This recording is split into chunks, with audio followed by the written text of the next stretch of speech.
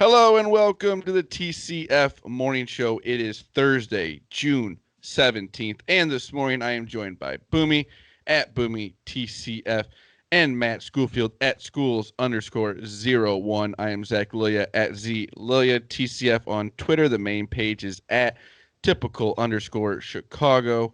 This morning we have an interview, a little chat with our guy DOM Frederic about the Cubs. We get into a little golf talk. We just always love talking to Dom. It's always a great time.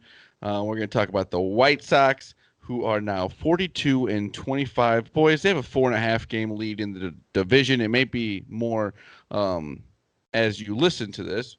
If the White Sox won today, right? 8-7.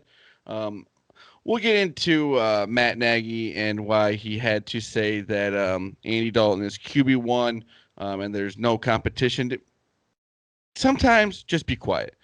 And then we'll have an NBA and NHL playoff update. And then we'll have Boomys Wacky Web Story to end the show like we always do. Instagram, Facebook, type in Typical Chicago Fans. You will find us on there. Go over to YouTube, type in Typical Chicago Fans. Subscribe to the YouTube page.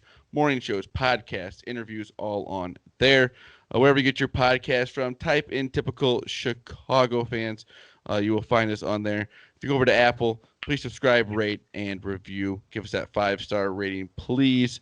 26shirts.com, Chicago. Use the promo code Typical Chicago Fans at checkout for 15% off of your purchase. Again, that is Typical Chicago Fans at checkout for 15% off of your purchase at 26shirts.com, Chicago.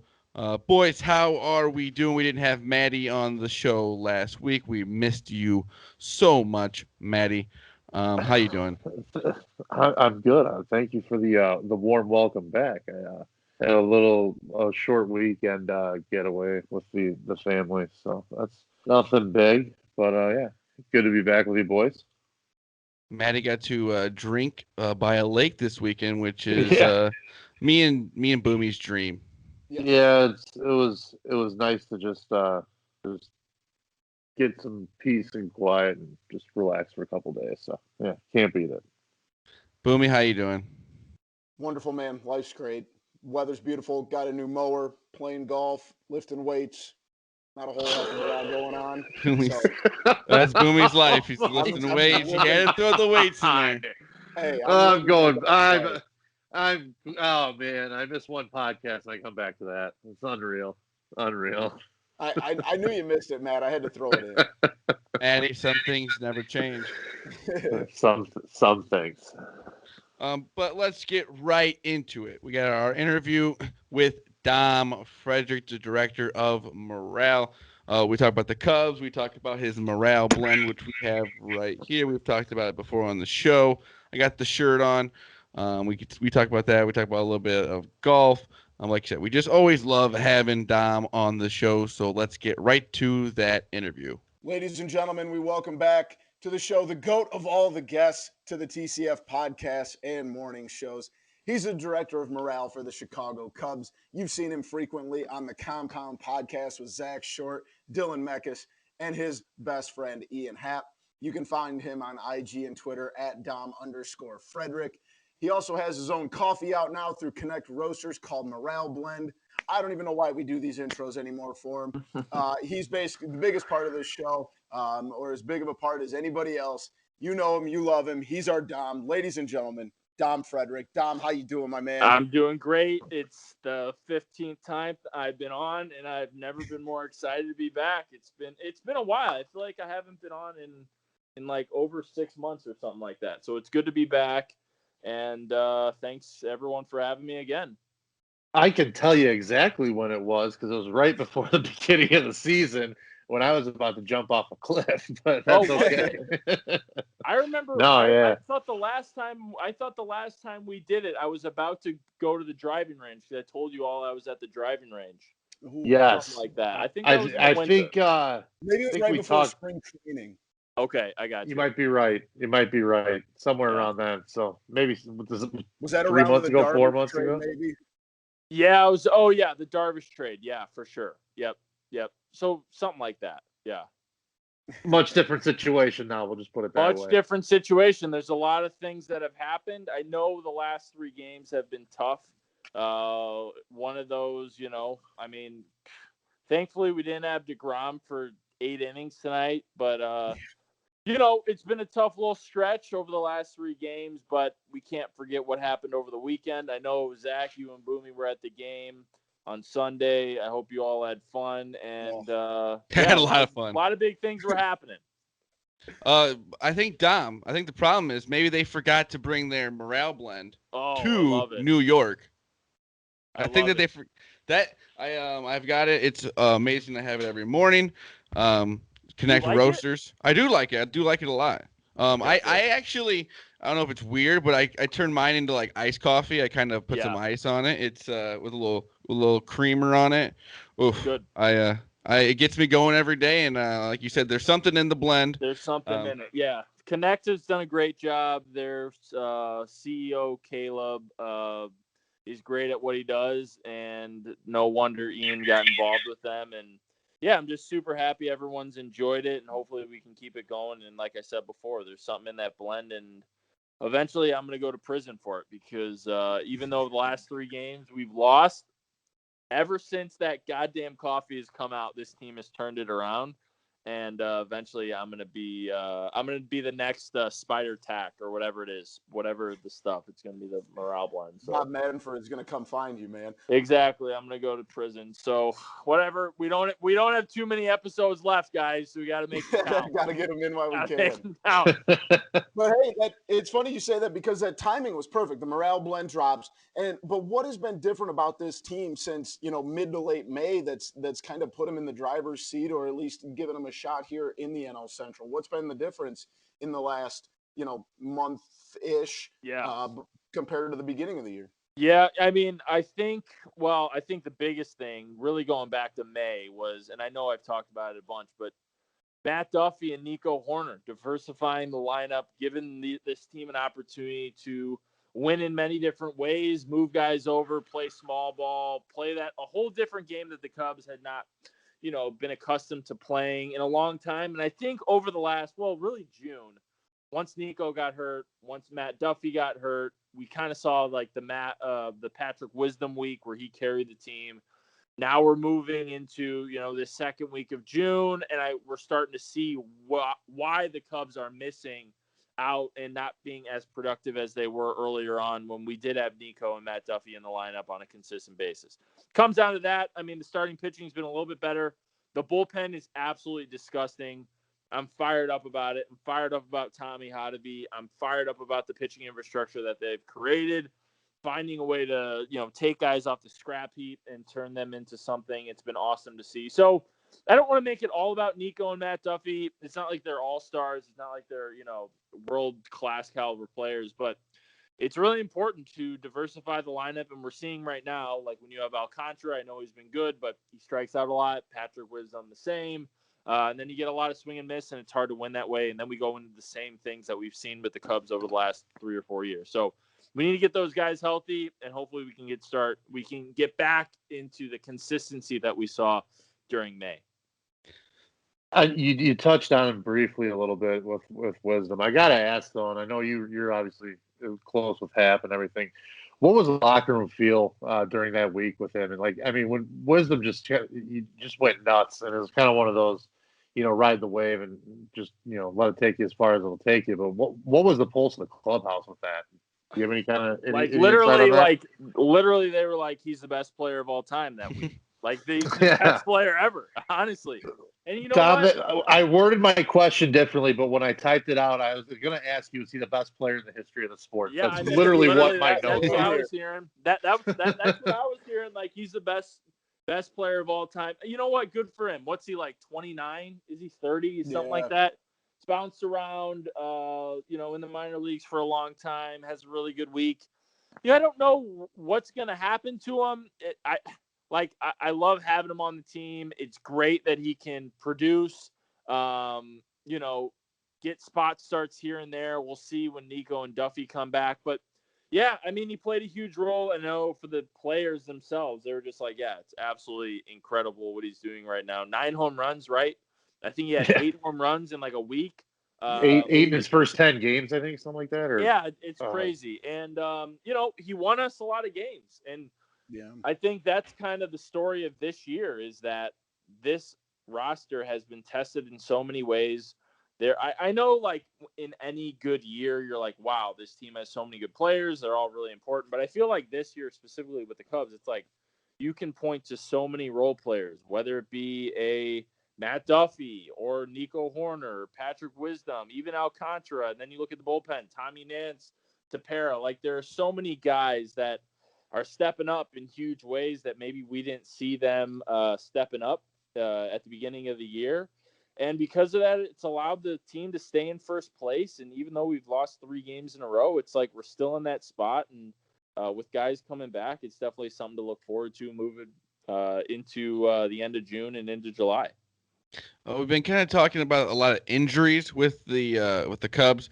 Is there like any concern about the KB injury? I know the X-rays were negative, but a hand is not a great spot to get hit. Yeah, no, I agree, and especially with his injury history. He had the wrist or finger issue last year.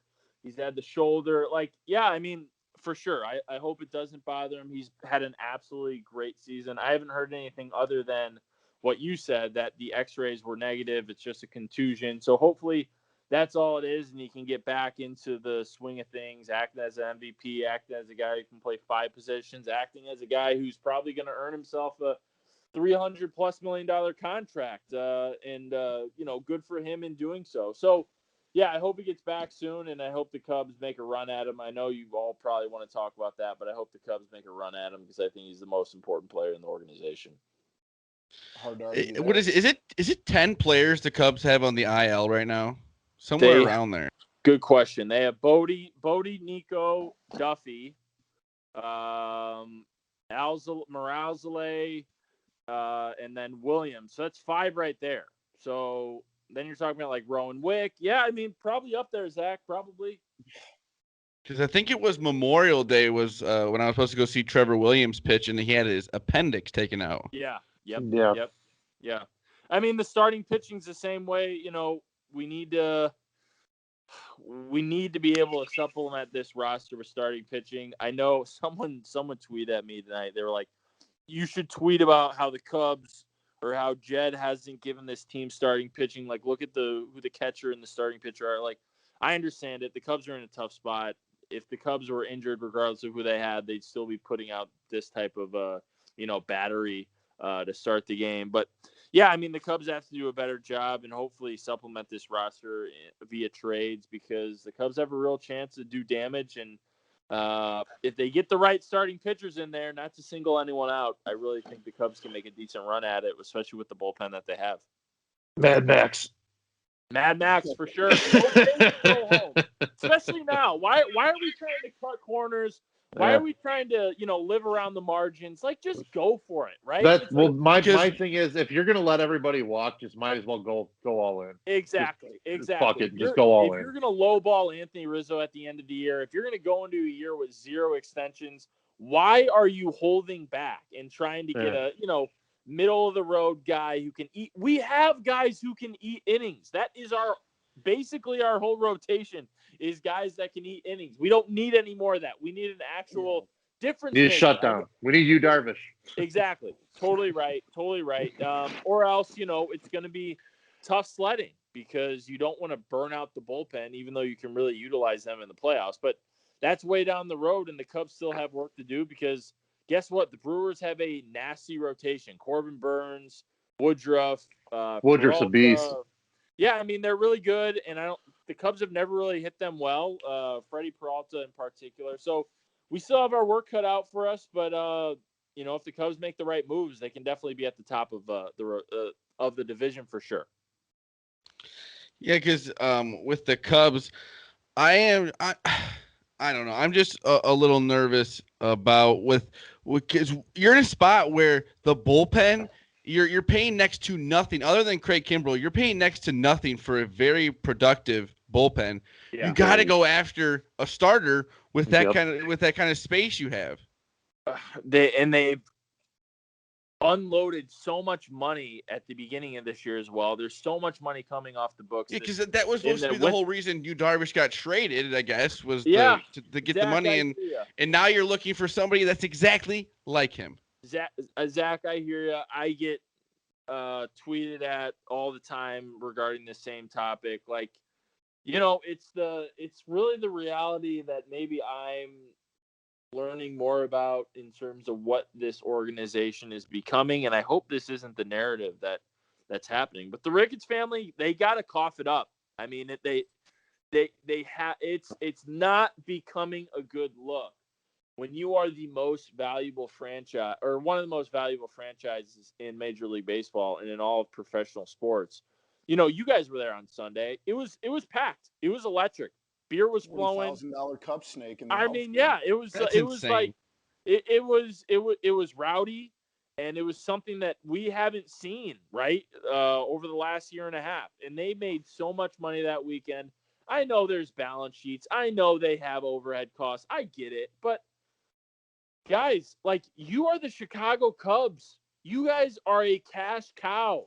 Like, come on, we can't be in the situation where every time something comes up about extensions or adding on, it's all about, well, money this, money that. No, it should be like, we're the goddamn Chicago Cubs. We're going to get it done. This is what our fan base deserves, and we're going to go out and put the best product on the field on a consistent basis. I know there's ebbs and flows of a team.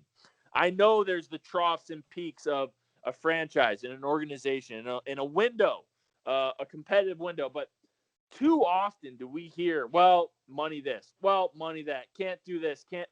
It's just not something you want to hear. And I'm coming to the reality that I don't want to come to, that the Ricketts family maybe are in way too deep with all this stuff. And I know a lot of people feel the same way, but going back to the original question, if they don't go after a big name starter, if they don't go after an impact reliever, then it kind of shows, where this whole team is at. And it will be disappointing for sure. Yeah, because it's one thing after another of who are you going to extend? Yep. What are we going to do? Who's going to get the extension? And it's just like, well, somebody has to get one before anything, because you always go, well, who's going to get it? Well, somebody has to get one before that happens. Yeah, exactly. I hear you. And I even said it yesterday. We did our out clubhouse yesterday, and I said in the clubhouse, and I think that maybe a few of you would disagree, but the way it's looking now, if I'm looking at this Cubs team, I don't know. I mean, there's no way they re-sign all three. There's no way. There's no way Chris Bryant is taking a qualifying offer. He's getting his contract. If I'm the Cubs, I'm making a run at Chris Bryant, and that's who it is. And if it's one guy, if it's Chris, and I have to pay $300 million for Chris, I'm paying $300 million for Chris, because he's the most versatile. He's the best player. He has the best approach. He's the most consistent on a long-term basis, and he's, an MVP. He's a consistent all-star when he's healthy, and to that versatility point, if I'm going to too. make a run at one guy, it's him, because I just don't see them doing it over or doing it, 2 extensions or 3 for sure. So his ability to play positions everywhere too it makes him so valuable. Valuable, absolutely. That's kind of, the Cubs have had a problem with that. It's like, now we've kind of showed all the teams that may want him, oh, he can play all these positions. Yeah, absolutely. Here you go. Yeah, I don't know. I mean, I don't know why. I mean, if I was a team right now and I wasn't, if I was another team, not the Chicago Cubs, I'd be calling Jed Hoyer up immediately right now, because the fact that he can hit from both sides of the plate, he crushes lefties, he can play center field, he can play left. I mean, he's one of a kind. He's a unicorn right now in baseball, and not enough people are talking about that. They are not. But what they are talking about is the crackdown on usage of illegal substances for pitchers. What are your thoughts on it? And like with the Tyler Glasnow stuff coming out, how he said it was maybe the cause of his injury because he had to change so much stuff up. What are your thoughts on that?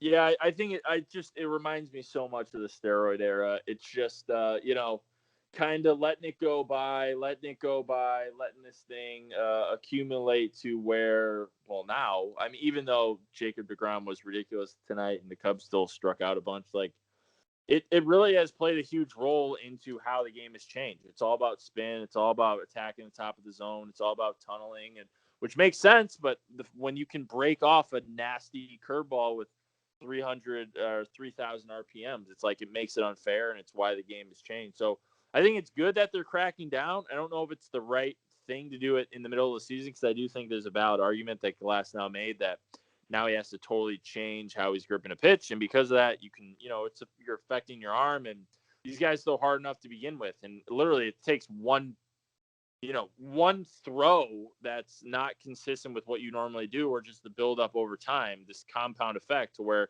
guys get hurt. And then you have one of your best players gone, like Jacob deGrom. The fact that he's, kind of in and out of being hurt or healthy is something you don't want to see as a baseball fan. And while it is technically cheating, and while I do want it out of the game because I think it's, promoting strikeouts, I think it's a really tough call to make during the season because the pitchers have to change way too much. Yeah, it's just a weird time to do something like that. Like, you can't. Major League Baseball.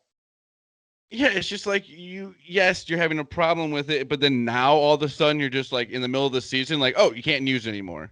Yeah. Like, you've known that this is a problem.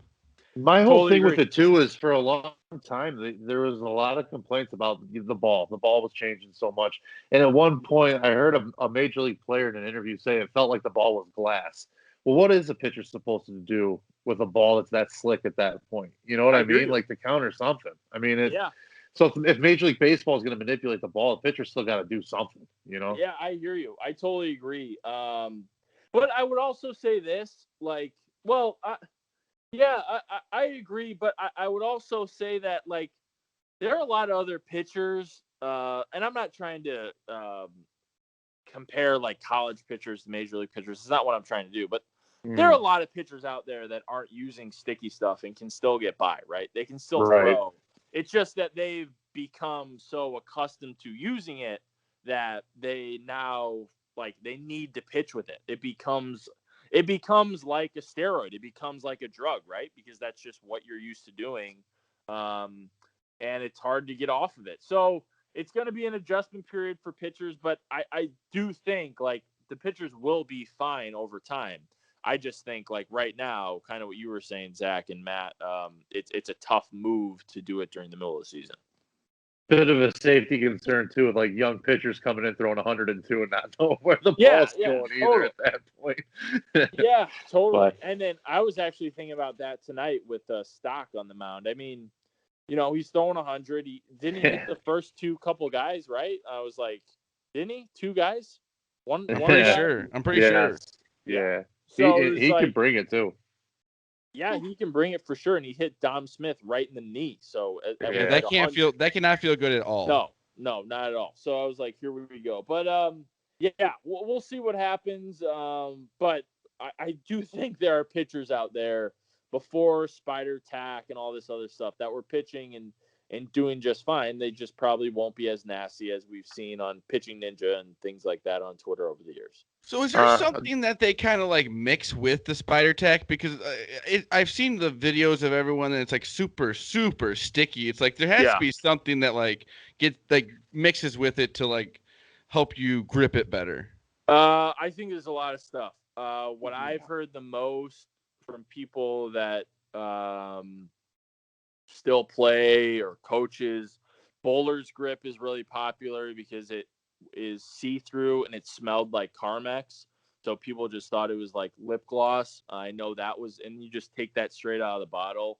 There's just multiple things like that. Yeah, you're mixing some stuff, but then there's other stuff, whether it be the bowler's grip or the sunscreen and rosin. They're just kind of spraying it on and putting it together. Like, there's a whole assortment of things, and I think, again, it's going to be an adjustment period for a lot of people. But you know what? It's not going to go away. Like, there's going to be people that are still going to use it, and they're still going to find a way to get by. And it's the always changing factor and thing of baseball being this, like, cheating sport, because people are always trying to get an advantage. Well, it reminds me of the movie Major League, With a picture it's Ernie Harris, man. And he had all little that kind of stuff that he would like Crisco, Bardo. Used to. Yeah. I'm like, it just kind of like that scene is pretty much what's going on. Yep. Got to find a way to get by. Well, and like you said, Don, I mean, as long as baseball's been around, trying to doctor a baseball has been around by a pitcher. So it's not like this is something new. This has been around for 150 years. So yeah, got to make adjustments. It's going to keep going. So we'll see. Well, like you said, this is the secret substance now. The steroids were a secret substance. We know how the morale blend is done for the Cubbies in May and June so far. With your work with Connect Roasters in the morale blend, we thought coffee time in the fall. You got competitors with the pumpkin spice lattes. There's got to be an October blend. There's got to be some kind of October blend. Really get the juices flowing here come the playoff push here. Start that thing in September when Starbucks brings the pumpkin out. It's the perfect counter, Dom. I'm telling you, this is the marketing play here. We got to get out in front of it, though. I hear you. I was just meeting with Connect's CEO last week, and we're talking about some stuff. Well, I mean, you know what? I think maybe Zach, I think I mentioned it to you before it all went live. I really didn't know how it would go over because, it is something that was totally different than I'd ever done before. I knew like people would find it interesting, but I just didn't know like how it would go. And I've just been very thankful for everyone who has supported and have actually enjoyed the coffee. And again, it goes to each bag helps support First Tee Greater Chicago, which I was just at last Thursday, checking out their new facility, which is amazing. We were just talking about golf for 30 minutes before we hopped on the podcast, something I'm passionate about, helping underprivileged kids in the city, amongst all different backgrounds throughout Chicago. So I'm super excited about it. But yeah, I think it's a great idea. Pumpkin spice, and hopefully we can, hopefully we're in the playoffs during that time and we can fire it up and get everyone locked in. I'm just fired up. Like I get texts after the games from some of the guys on the team, and they're just like, they love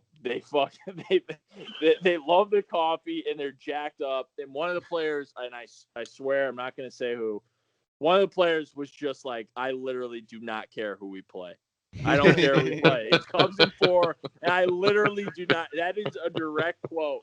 He was like, I do not care who we play. And it was, I'm just super appreciative of it. And, I think the morale blend has something to do with it. But without the support of, all the great people like you guys, it wouldn't happen at all.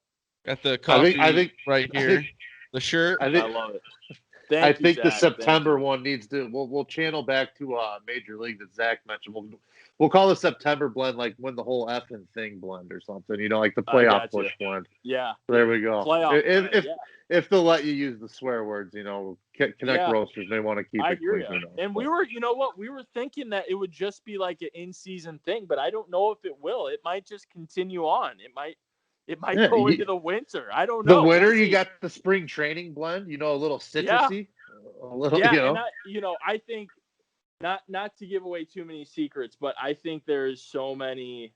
Like I'm always excited about the artwork we come out with for the different shirts and stuff, and I think there are so many good designs that can come from this, and I'm just super fired up about it. I remember when we came up with the name, and Ian was like, we can call it like Morale Coffee Blend, and I was like, the Morale Blend. That's it. We got it. Yep, that's it. Nailed it. That's it. Yep. That's done. And then just kind of went from there, and I'm super thankful for all the support. And hey, it's working even outside of the Wrigley confines. I saw some tweets about your boy Dylan Meckes kind of getting things going at he's looking AAA. Good in the minors at AAA. I mean, I saw something like that. He worked on something in the off season, changed something up, and it's really been showing. Yeah, he started drinking coffee. Weird. Yeah, I know what happened. The morale blend. I'm super happy for him. I can't wait for him to hopefully get to the show soon. Zach Short was in the show a few times over the last. It's kind month of or so. he's kind of in and out of the Yeah. the Detroit Tigers lineup.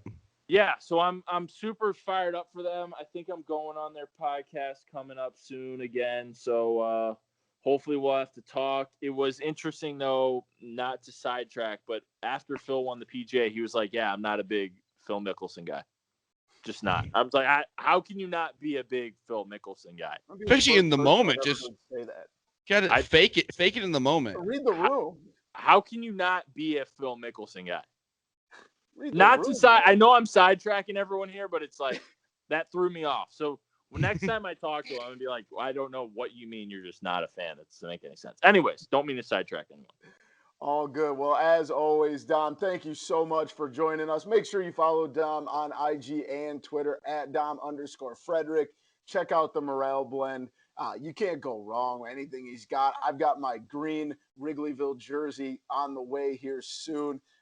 Make sure you check him out. Make sure you're always following for merch drops and coffee links and whatever you need.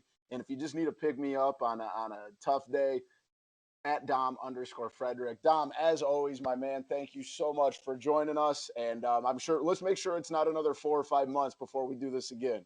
Yeah, absolutely. It's been too long. It's been great to talk to you guys, and we got to go play golf soon. Absolutely. Well, we got to get a little more. I got to go see the course, Zach. I got to see the golf The home course. track. Let's go, dude. I got to see it. Yes, it's a quick 2-minute drive from my house. So There you go. There you go. Just take the cart back and forth from your house to the course. I've thought about it. I've thought about it. Let's go. I've thought about it. I love it. Well, thanks so much for coming on, Dom. Like we said, at Dom_Frederic. Make sure you give him a follow, and we will make sure we get him back here soon. Thanks, Dom. Thanks, guys. I appreciate it. Thank you to our guy, Dom Frederic. Like I said, I think it was the 15th, 16th time he's been on the podcast. We always enjoy talking to him. Like I said, with the morale blend that he's doing with the Connect roasters and everything, it's awesome. He's collabing with Ian Happ. It's just awesome to see where Dom's come from, even since the first time we had him on our podcast. It's just the relationships he's built, and just the way that the players like interact with him. You can tell they see him as a trustworthy guy. Without a doubt, you can definitely tell he's put in the work, and it's paying off for him. So you love to see it. Love to see it. Also, what you love to see if you're a White Sox fan, the White Sox have, I think, about a 4.5-5 game lead in the division. They're at 43-25. They're playing awesome. I've heard some rumors that Eloy is back playing baseball a little bit, just kind of get into the activity of baseball, not really playing baseball. But it's stuff you love to see. I don't know what the timetable on that is. Phil said he'll be in Arizona for a minimum of 4 weeks, and then he'll be reevaluated to see kind of where he's at in his rehabilitation. This team is playing awesome without him. You get an Eloy Jimenez who can get back into the flow of things in this offense. You're gonna have a very, very dangerous lineup. Well, yeah, I mean they had the walk-off win today against the Tampa Bay. Yeah, I mean you already have an offense outstanding team. You're gonna compete in the playoffs, and you add Eloy back into this lineup. Oh, yeah. Well, yeah, and here's a fun stat for that team. In their last 39 games versus left-handed pitchers, they're 35-4. And their pitching staff is just unbelievable right now. They absolutely eviscerate left-handed pitching, and that team, dude, they're going to be every bit of the team to play through to win the AL. I think I don't know that there's a more well-rounded team with their pitching rotation with Lance Lynn and Rodon right now fronting it, and then you have Giolito if he can kind of keep scratching back to where he was last year and the year before. That's 3 front end pitchers right there with the way Lynn and Rodon have been this year. Ed Kopech, a guy with an electric arm like that. You got Crochet. Liam Hendricks is outstanding. It's just arm after arm after arm back there. And it's you talk about their hitting, and they just absolutely murder left-handed pitching. They can pitch you to death too, dude. And that's a team that's built for October. And I don't know that there's an AL team more equipped right now. This team is hitting on all cylinders right now, I think. They really are. They really are. I think it's summertime baseball in Chicago is going to be fun. But something that's not fun to see, which I understand Justin Fields probably not going to start week 1. That's fine. But we don't need Matt Nagy coming out saying Andy Dalton is QB1. There's no competition with Fields right now. That's not what we want to hear. All these fans are so excited. You see the jersey sales for Justin Fields. You see how excited that the fan base is getting about it when you drafted him. Just be quiet. Let it play out, because maybe he will go out in training camp and play better than Andy Dalton. And I'm not saying he's going to start week 1, but you never know. And for him to say that it just seemed useless, a useless statement. No, I totally agree. It is a useless statement. I mean, it just my whole thing is let the battle play out. Let the quarterback let it play out in camp, mini camp, whatever you got to do. Whoever the best quarterback's going to be, let the best quarterback play and go from there. No one's asking you that you have to name your starting quarterback today. Like, just you're not naming other positions. Just say we're gonna sort that out in camp, just like every other position. That's your answer. It's pretty simple. I totally agree with that. Especially if you haven't made guarantees, because they say they haven't made a guarantee to Dalton. So what's the point of guaranteeing it to the public, but you haven't guaranteed it to him? Makes no sense. You're just like, let the fan base have some more fun with it. Like that was just, like I said, a useless statement. It had nothing to gain from saying that. Well, and I don't think it means anything either, because I don't think Dalton's locked in as a starter. I think that's foolish to say. Yes. I think you'd be absolutely nuts if Fields comes in and just dominates in training camp to say, "Oh, we're going to still play the worst player here," just out of principle. It's just annoying. It's not fair to the rest of the team. It's not fair to the rest of the team if you're not going to play the off season with the quarterback, and we got the quarterback we didn't think we were going to get in the draft, and we're all excited, and then this just stop. Just stop, Matt Nagy. Just stop having press conferences. Don't talk. Yeah. But is this where we drop in the "I'm not an idiot, I know I have to run the ball"? Yeah, and then proceeds to throw the ball 50 throw the ball times. 68 times. Fucking idiot. Jesus Christ. The NBA playoffs. The Philadelphia 76ers blew a lead tonight. And the game itself is such a bad spot, because it's 2-2 in Philadelphia. You got like a 20-point lead, and 26. You blow it, and now you have to go back. You go to Atlanta, and Atlanta has the 3-2 lead. 26-point lead. Joel Embiid and Seth Curry were the only two 76ers to make a field goal in the second half. When you said that pre-show, that's an unbelievable stat. I've seen a lot of stats in my life. That's a crazy one. That's a crazy stat for sure. That's definitely a crazy stat. It's a long.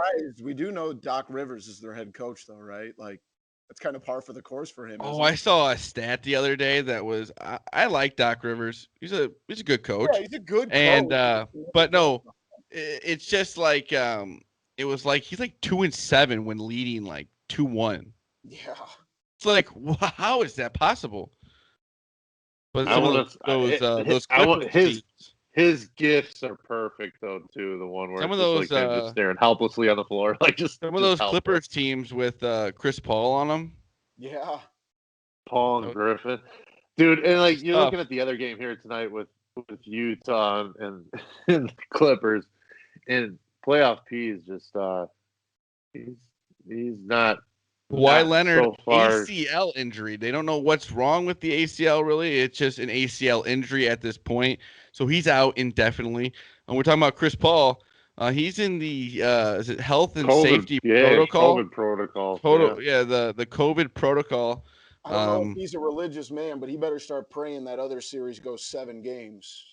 Yeah, I don't know how that's going to play out. He's, as of right now, out indefinitely, as you would say. But the Western Conference Finals, yeah, you hope this game goes this goes 7 games. If you're him, I mean, and it's not like he's the Chris Paul of years past, but like he's still having a very good year. Yeah, but and if you watch these games, I mean, he's the heart and soul of this team. Yeah, he keeps this team together, and you need him out there. He's like the definition of like veteran presence, and he's been there to kind of guide. So I mean, he's playing. Booker and he's playing as well as he's played in the playoffs ever. Yeah, seriously. I mean, he's been there, kind of guiding those guys, and he's been huge for that dunk. That dunk in Game 4 was just ridiculous. But how about? I mean, George has played well from an offensive standpoint tonight. He's put up a bunch of points, but it's one of those things that looks like Utah's kind of just like, it's Paul George. You're not going to kill us, so we'll just let you get whatever you need to get, and we're not going to let anybody else beat us. And some other auxiliary guy. Utah's ability to just kind of just let the offense flow through Mitchell is just cool. He just threw up a brick right there. But Utah just kind of. I don't think they have any kind of fear against this team with Leonard out. It's sad to see too in the playoffs all these stars just going down. It kind of sucks. And then we were talking about how the 76ers blew a lead. The Milwaukee Bucks, what are you doing? Kevin Durant, oh my, he's 9-7. He still might be making baskets in that game. He could not miss.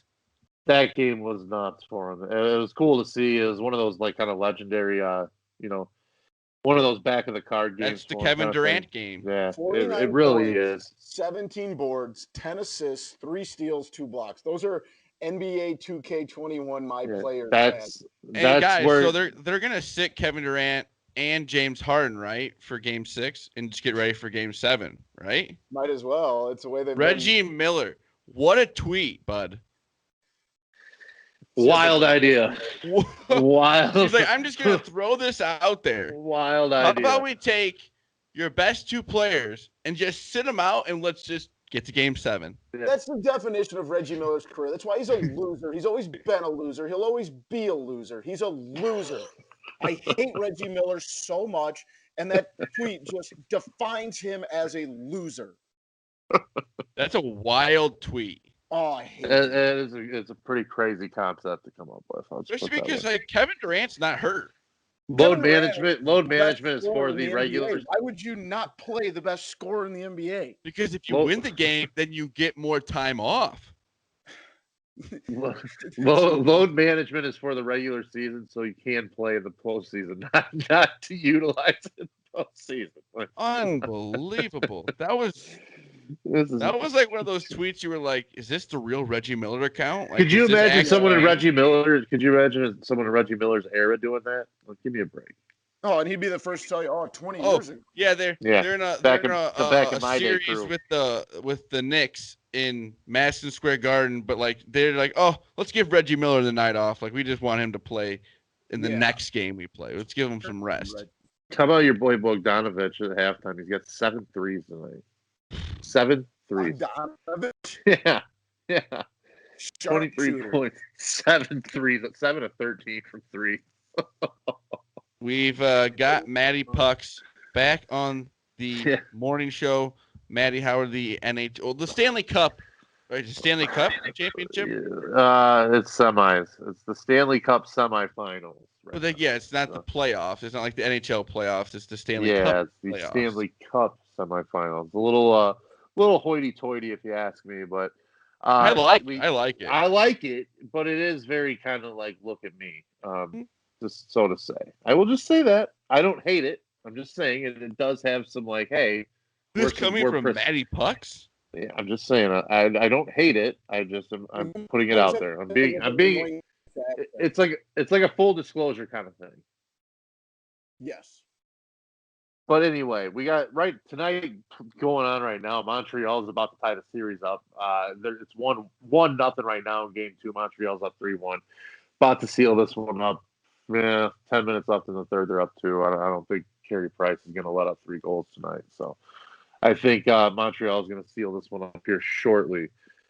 The other side is where we got a little bit more interesting. It's the Islanders and Lightning, and the Islanders kind of shockingly dominated Boston, in the last round. Took game 1 from Tampa and then jumped out to a 1-0 lead in game 2 as well. It kind of was like, hey, they're ready to make a little bit of a statement. It's a scrappy team with the Islanders. I like Brock Nelson a lot. That guy just seems to be making big plays everywhere. Matt Barzal's really good too. I don't know. It's Tampa's loaded. It's one of those teams that you kind of just penciled in to be in the final. I don't think the Islanders are going to go down easily. We'll just put it that way. I think this series could go 6-7 games. I still probably would have to put my money if I was going to play a series future here. I'd probably go Tampa. I wouldn't feel great about it though. I can tell you that. I think the Islanders could definitely take it. They're just not Trotz is great for anybody, Well, Trotz is a great coach. His teams are always prepared. They're always physical, and they always, they don't give up big leads or anything like that. So they're always going to be in games. And they're just playing scrappy as hell. And sometimes when you have a little bit of mojo going, it seems like the Blues of, what was it, last year or a few yeah, years ago? There's a little bit of that vibe. There's definitely a little bit of that vibe right now. You're absolutely right. So that series being 1-1, like I said, I could see that thing. It's really a coin flip for me at this point. I think Vegas ends up walking away with this series. I was shocked at what they did to Colorado. In the last series, I thought it was going to be Colorado, Tampa, and it was a series that I wanted to see because I think it was the two most dynamic teams from an offensive perspective, definitely, and probably the 2 most talented rosters. But Vegas, they're just a tough team to play, and we've seen that firsthand here the last couple of years. So, it's one of those things that it's a team that's ready to make a cup run again, and I think they're going to be. They'll probably end up winning this series. A home Vegas Knights game looks so much fun. Looks like an absolute. It looks like it's in Vegas. It looks like a show before an event. Like you like a double dip. Like you get 2 shows for one.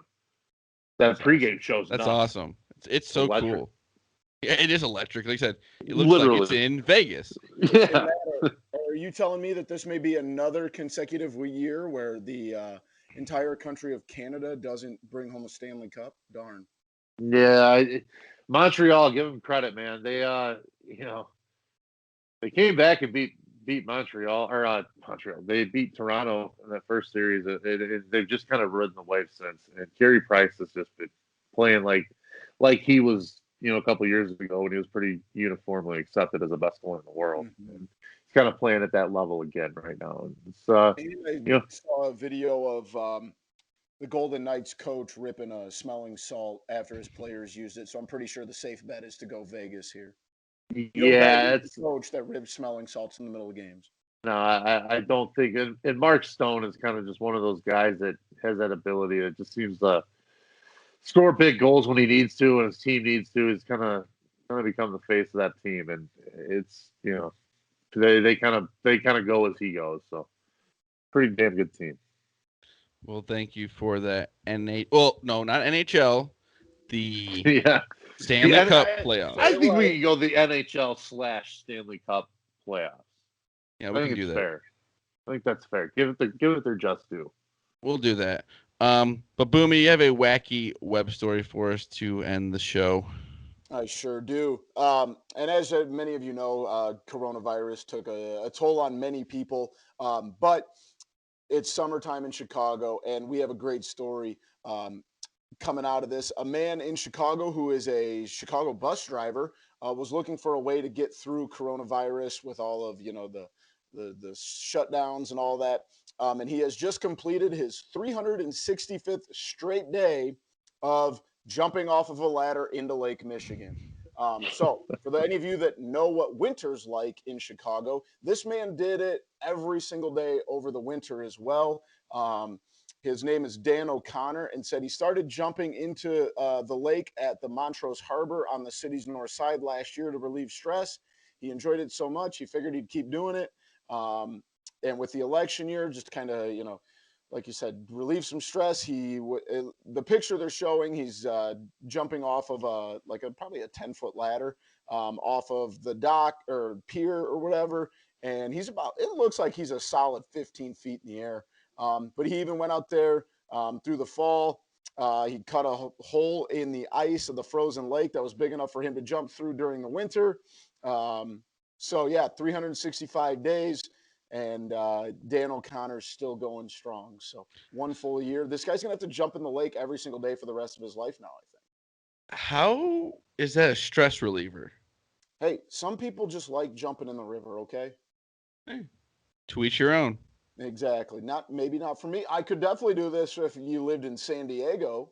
I could handle those blustery 69-degree days in January, but with those couple days when it was like -4 and you got to cut a hole in the ice, no thanks, I'm out. Yeah. No, thank you. Anything post show, boys? I know we got some. We have a major this weekend. Who's U.S. Open? Torrey Pines, U.S. Open. It's always a good one. Always a good one. I took Koepka. I think Koepka's going to win. I think Koepka was right there in the PGA Championship in the last event. I think he's getting more healthy. I think he's got playing with a little bit of swagger, a little bit of confidence. I think he's loving and feeding off this thing with Bryson. I think it's going to kind of motivate him a little bit. And I think a guy like that, where he kind of plays a little bit, it doesn't sound like he really loves golf, but he's just good at it. I think having a little bit of a focus and a little bit of a foil or opponent, it will help him greatly. So I got Bryson. I also think Victor Hovland, and I took Shane Lowry as well, a little bit of a long shot there.